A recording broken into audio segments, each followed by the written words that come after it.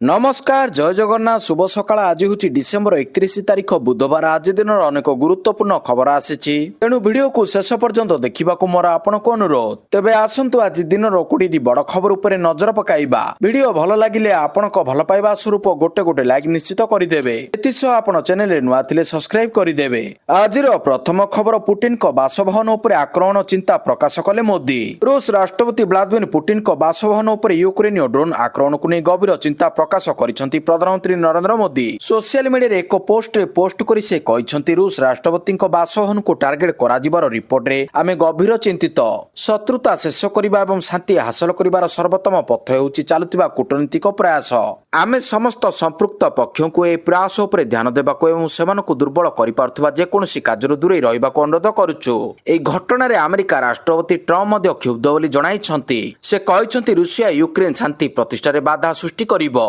परवर्ती खबर picnic spot रो प्रवेश प्रस्थान जांच निर्देश पिकनिक पाई मार्गदर्शिका जारी कला वाणिज्य और परिवहन विभाग एनफोर्समेंट को कड़ाकड़ी करने मार्गदर्शिका गुरुत्व दिया जायछि जारी मार्गदर्शिका अनुसार मद्यपान जनित दुर्घटना रोकबाकू पर्यटकों ब्रेथ आनाइलेज टेस्ट हेबो ट्रैफिक नियम उल्लंघनकारी विरोध में कठोर कार्यानुष्ठान हेबो ओभरलोडिंग असुरक्षित परिवहन जानर बेन व्यवहार कले एक्शन नियाजिबो प्रमुख बनभोजी स्थल में मुतयन रहिबे स्वतंत्र एनफोर्समेंट टीम पिकनिक स्पॉट रो प्रवेश प्रस्थान पथरे जांच कराजिबो पिकनिक बाहरथिबा गाड़ी गुड़िको आरटीओ को ठारू परमिट नेबा आवश्यक परवर्ती खबर नववर्षर शुभेच्छा जणाइबाकू केही कार्यालय आसंतु नाही बोली कहिले मुख्यमंत्री इंग्राजी नवा वर्ष 2026 पई माननीय मुख्यमंत्री श्री मोहन चरण माझी समस्त को हार्दिक शुभेच्छा और अभिनंदन जणाइछंती एई दिनटी सरकारी कार्य दिवस रहउथिबारु मुख्यमंत्री को कार्यालय एक साधारण कार्य दिवस भाव चलिबो तेबे मुख्यमंत्री को किबा मुख्यमंत्री को कार्यालय अधिकारी को इंग्राजी नववर्ष शुभेच्छा अभिनंदन जणाइबाकू केही व्यक्तिगत भाव में न आसिबाकू अनुरोध करिसेंती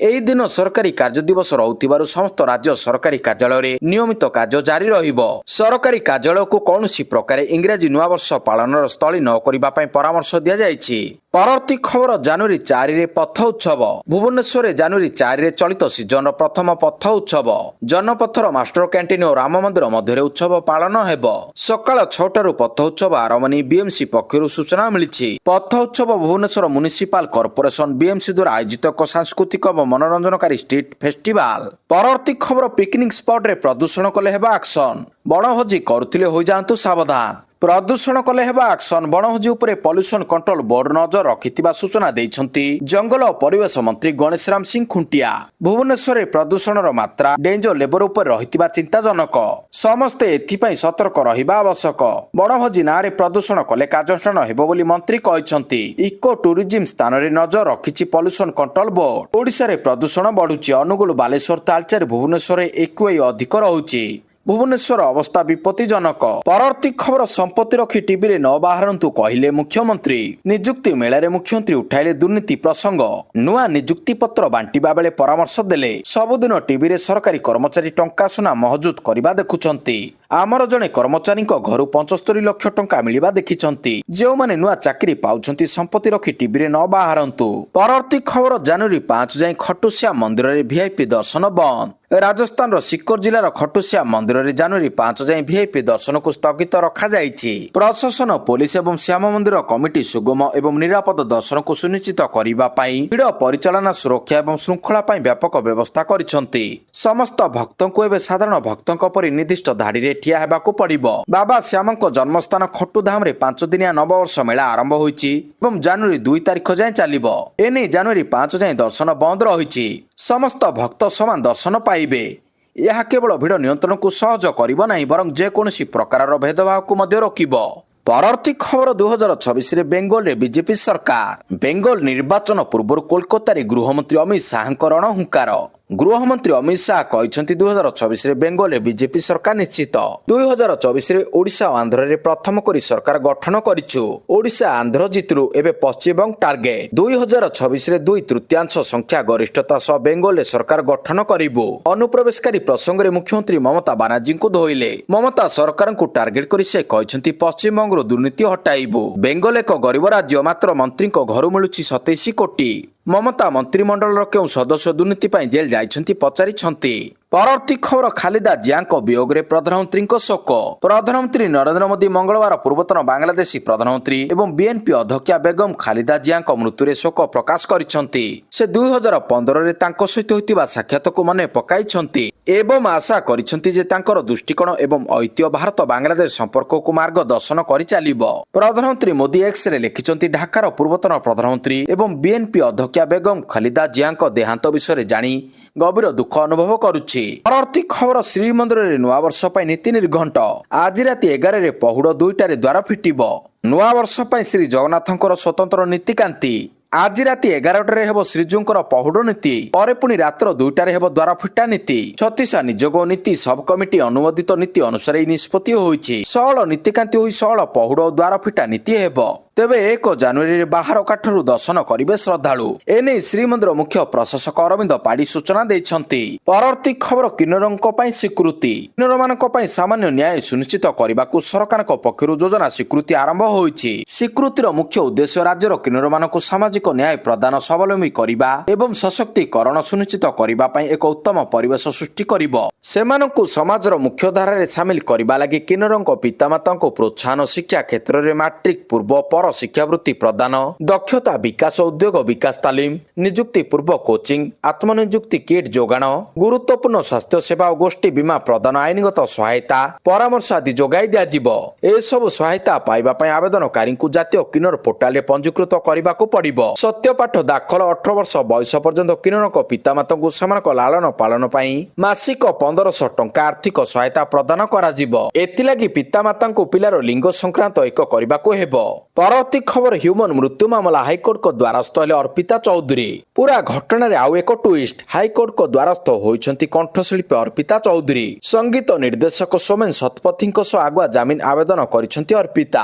ଗିରଫଦାରୀକୁ ଏଡ଼ାଇବା ଲାଗି ଜାମିନ ଆବେଦନ କରିଥିବାର ଚର୍ଚ୍ଚା ହେଉଛି। ଖବର ଅନୁସାରେ ଗତ 21 ତାରିଖରେ ହ୍ୟୁମାନଙ୍କ ମା ଶେଫାଳି। ଖବର ମୁତାବକ ଗତ 21 ତାରିଖରେ ହ୍ୟୁମାନଙ୍କ ମା ଶେଫାଳି ସୁନା ନିଜ ପୁଅର ମୃତ୍ୟୁ ରହସ୍ୟରୁ ପରଦା ହଟାଇବା ପାଇଁ କଟକ ମର୍କତନଗର ଥାନାରେ ଏତଲା ଦେଇଛନ୍ତି। ପରବର୍ତ୍ତୀ ଖବର ପୁରୀର ସମସ୍ତ ଅଫିସରଙ୍କ ଛୁଟି ବାତିଲ। 30 ଡିସେମ୍ବରରୁ 4 ଜାନୁଆରୀ ପର୍ଯ୍ୟନ୍ତ କେହି ଛୁଟିରେ ରହିପାରିବେ ନାହିଁ। 30 ଡିସେମ୍ବରରୁ 4 ଜାନୁଆରୀ ପର୍ଯ୍ୟନ୍ତ ପୁରୀର ସମସ୍ତ ଅଫିସରଙ୍କ ଛୁଟି ବାତିଲ। ଜିଲ୍ଲାପାଳ ଓ ଜିଲ୍ଲା ମାଜିଷ୍ଟ୍ରେଟଙ୍କ କାର୍ଯ୍ୟାଳୟରୁ ଜାରି ହେଲା ଚିଠି। ଇଂରାଜୀ ନବବର୍ଷ ଭିଡ଼କୁ ଦୃଷ୍ଟି ରଖି ତଥା ଭକ୍ତ ଶ୍ରଦ୍ଧାଳୁଙ୍କ ସୁରକ୍ଷା ତଥା ଆତିଥେୟତାକୁ ନଜର ରଖି ସମସ୍ତ ସରକାରୀ କର୍ମଚାରୀଙ୍କ ଛୁଟି ବାତିଲ କରିଛନ୍ତି ଜିଲ୍ଲାପାଳ। ତେବେ ନୂଆବର୍ଷରେ ବ୍ୟାପକ ସୁରକ୍ଷା ବଳରେ ରହିବ ଶ୍ରୀମନ୍ଦିର। ଲକ୍ଷାଧିକ ଶ୍ରଦ୍ଧାଳୁ ଓ ପର୍ଯ୍ୟଟକଙ୍କ ଆଗମନ ହେବାକୁ ପୋଲିସ ପକ୍ଷରୁ ବ୍ୟାପକ ପ୍ରସ୍ତୁତି କରାଯାଇଛି। ପରବର୍ତ୍ତୀ ଖବର ସିନ୍ଧୁ ଜଳ ଚୁକ୍ତିକୁ ନେଇ ପାକିସ୍ତାନକୁ ଭାରତର ଶକ୍ତ ଝଟକା। ଚେନାବ ନଦୀ ଉପରେ ନୂତନ ଜଳବିଦ୍ୟୁତ ପ୍ରକଳ୍ପ ନିର୍ମାଣ କରିବାକୁ ଘୋଷଣା। ସିନ୍ଧୁ ଜଳ ଚୁକ୍ତିକୁ ନେଇ ପାକିସ୍ତାନକୁ ଭାରତର ଶକ୍ତ ଝଟକା। ସିନ୍ଧୁ ଜଳ ଚୁକ୍ତିର ସଂଶୋଧନ ପାଇଁ ଭାରତ ପକ୍ଷରୁ ପାକିସ୍ତାନକୁ ନୋଟିସ ଜାରି କରାଯିବା ପରେ ଏବେ ପଡୋଶୀ ଦେଶକୁ ଆଉ ଏକ ବଡ଼ ଝଟକା ଲାଗିଛି। ଭାରତ ଚେନାବ ନଦୀ ଉପରେ ଏକ ନୂତନ ଜଳବିଦ୍ୟୁତ ପ୍ରକଳ୍ପ ନିର୍ମାଣ କରିବାକୁ ଘୋଷଣା କରିଛି। ଜମ୍ମୁ କାଶ୍ମୀର କିଶ୍ୱାର ଜିଲ୍ଲାରେ ଚେନାବ ନଦୀ ଉପରେ ବୃହତ ପ୍ରକଳ୍ପ ନିର୍ମିତ ହେବାକୁ ଯାଉଛି, ଯାହା ଭାରତର ରଣନୈତିକ ଶକ୍ତିକୁ ଆହୁରି ମଜବୁତ କରିବ। ପରବର୍ତ୍ତୀ ଖବର ଜାନୁଆରୀ 2 ତାରିଖରୁ ଯୁକ୍ତ 2 ପ୍ରାକ୍ଟିକାଲ। ଜାନୁଆରୀ 2ରୁ ଯୁକ୍ତ 2ର ପ୍ରାକ୍ଟିକାଲ। ଉଚ୍ଚ ମାଧ୍ୟମିକ ଶିକ୍ଷା ପରିଷଦ CHSE ପରିଚାଳିତ ଯୁକ୍ତ 2 ପ୍ରାକ୍ଟିକାଲ ପରୀକ୍ଷା ଜାନୁଆରୀ 2 ତାରିଖରୁ ଆରମ୍ଭ ହେବ।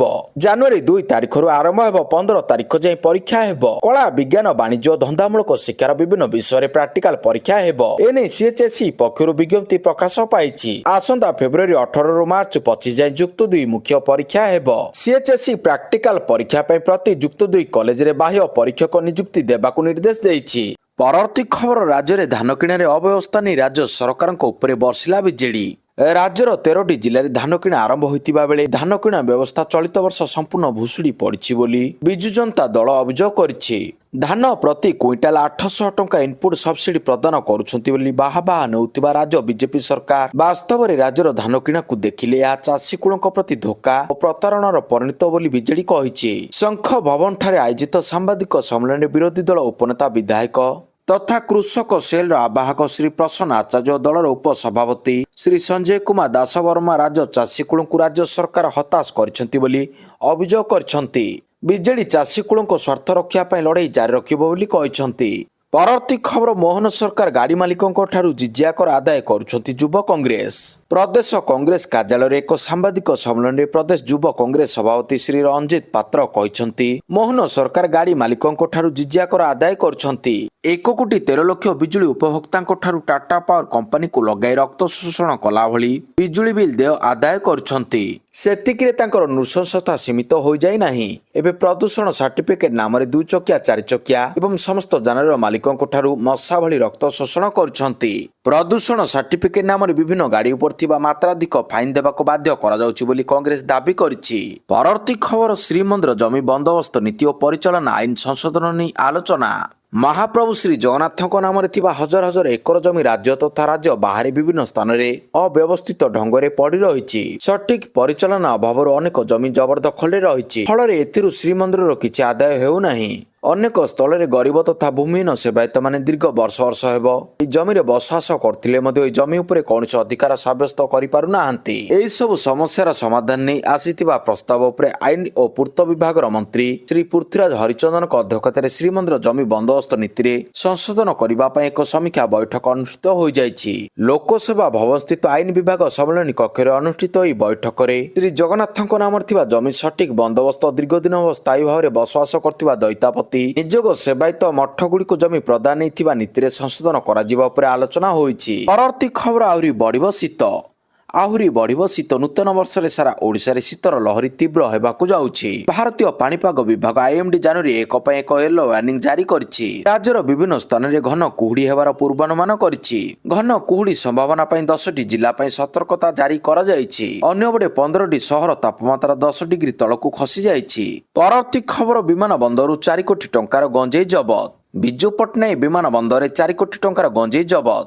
ନିୟମିତ ସୁରକ୍ଷା ଯାଞ୍ଚ ସମୟରେ ଭୁବନେଶ୍ୱର ବିଜୁ ପଟ୍ଟନାୟକ ଅନ୍ତର୍ଜାତୀୟ ବିମାନ ବନ୍ଦରରେ କଷ୍ଟମ ଅଧିକାରୀମାନେ 4 କୋଟି ଟଙ୍କାର ଗଞ୍ଜେଇ ଜବତ କରିଛନ୍ତି। ନିର୍ଦ୍ଦିଷ୍ଟ ଗୁଇନ୍ଦା ସୂଚନା ଆଧାରରେ କାର୍ଯ୍ୟକାରୀ ଅଧିକାରୀମାନେ ଏକ ଅନ୍ତର୍ଜାତୀୟ ବିମାନରେ ଆସିଥିବା ଜଣେ ଯାତ୍ରୀଙ୍କ ଲଗେଜକୁ ଅଟକାଇଥିଲେ ଏବଂ ଲଗେଜ ଭିତରେ ଲୁଚାଇ ରଖାଯାଇଥିବା ପ୍ରଚୁର ପରିମାଣର ଗଞ୍ଜେଇ ଜବତ କରିଥିଲେ। ପରବର୍ତ୍ତୀ ଖବର ସାଇ ମନ୍ଦିରକୁ ଦାନ କଲେ 5 କୋଟି। ଭାରତର ସବୁଠାରୁ ଧନୀ ବ୍ୟକ୍ତି ମୁକେଶ ଅମ୍ବାନୀଙ୍କ ସାନ ପୁଅ ଅନନ୍ତ ଅମ୍ବାନୀ ଶିରିଡିରେ ସାଇ ବାବାଙ୍କୁ ଦର୍ଶନ କରିଛନ୍ତି। ସେ ପ୍ରାର୍ଥନା କରିଥିଲେ ଏବଂ ସାଇ ବାବା ମନ୍ଦିରକୁ 5 କୋଟି ଦାନ କରିଛନ୍ତି। ଅମ୍ବାନୀ ଜଣେ ଧାର୍ମିକ ବ୍ୟକ୍ତି ଏବଂ ପ୍ରାୟତଃ ମନ୍ଦିର ଯାଆନ୍ତି। ସେ ପୂର୍ବରୁ ସୋମନାଥ ମନ୍ଦିର ପରିଦର୍ଶନ କରିଥିଲେ।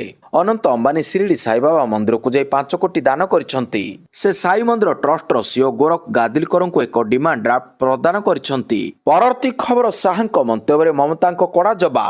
ଅମିତ ଶାହାଙ୍କ ଅଭିଯୋଗରେ ଜବାବ ଦେଇଛନ୍ତି ମମତା ବାନାର୍ଜୀ। ସେ ପଚାରିଛନ୍ତି, ଯଦି ସମସ୍ତ ଆତଙ୍କବାଦୀ ବଙ୍ଗଳାରେ ରହୁଛନ୍ତି ତେବେ ପହଲଗାମ ଆକ୍ରମଣ କିଏ କରିଛି?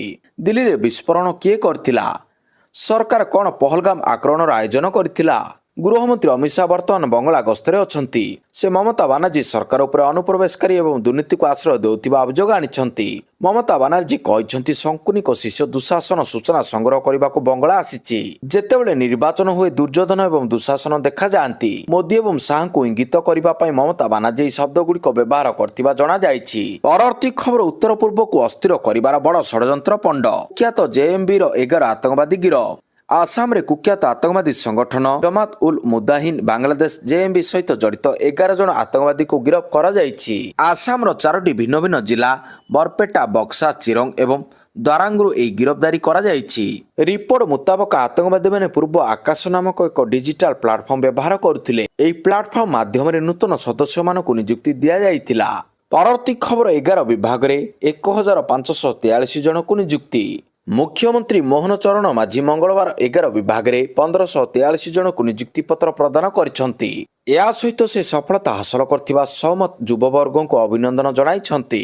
ଏନେଇ ସୋସିଆଲ ମିଡିଆ Xରେ ମୁଖ୍ୟମନ୍ତ୍ରୀ ଲେଖିଛନ୍ତି, ରେଳ ଅଡିଟୋରିୟମ ଠାରେ ଆୟୋଜିତ ନିଯୁକ୍ତି ମେଳାରେ ଯୋଗଦେଇ 11ଟି ବିଭାଗର 1543 ଜଣ ନବନିଯୁକ୍ତ ପ୍ରାର୍ଥୀଙ୍କୁ ନିଯୁକ୍ତି ପତ୍ର ପ୍ରଦାନ କଲି। ନିଜର ଦୃଢ଼ ଇଚ୍ଛାଶକ୍ତି ଓ କଠିନ ପରିଶ୍ରମ ବଳରେ ସଫଳତା ପାଇଥିବା ସମସ୍ତ ଯୁବ ପ୍ରାର୍ଥୀଙ୍କୁ ମୋର ଆନ୍ତରିକ ଶୁଭେଚ୍ଛା ଓ ଅଭିନନ୍ଦନ। ଏହି ଯୁବ ଅଧିକାରୀମାନେ ହେଉଛନ୍ତି ଆମ ରାଜ୍ୟର ପ୍ରଗତିର ସାରଥୀ।